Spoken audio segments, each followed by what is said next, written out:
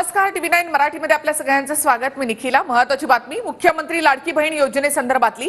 मुख्यमंत्री लाडकी बहीण योजनेला मुंबई हायकोर्टामध्ये आव्हान देण्यात आलंय. लाडकी बहीण योजना ही करदात्यांच्या पैशाचा अपव्यय आहे असा दावा याचिकेमधून करण्यात आलाय. योजनेला स्थगिती देण्याची याचिकेमध्ये मागणी असून मंगळवारी सुनावणी आहे. तर लाडक्या बहिणींना पैसे मिळू नयेत म्हणून सावत्र भाऊ कोर्टात गेल्याची टीका शिंदेंनी केली आहे.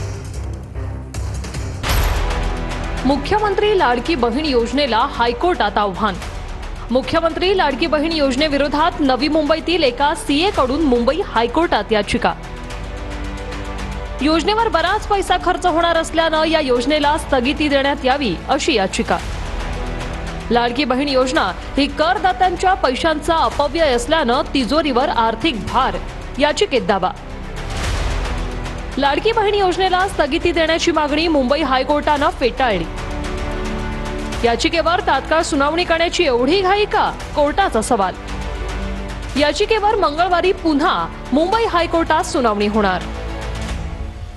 येत्या विधानसभा इलेक्शन्सला डोळ्यासमोर ठेवून ही योजना आलेली आहे.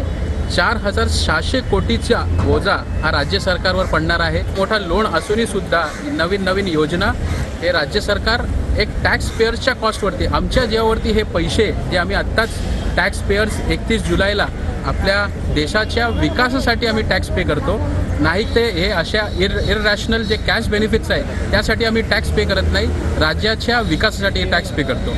यासाठी आम्ही जनहित याचिका दाखल केली.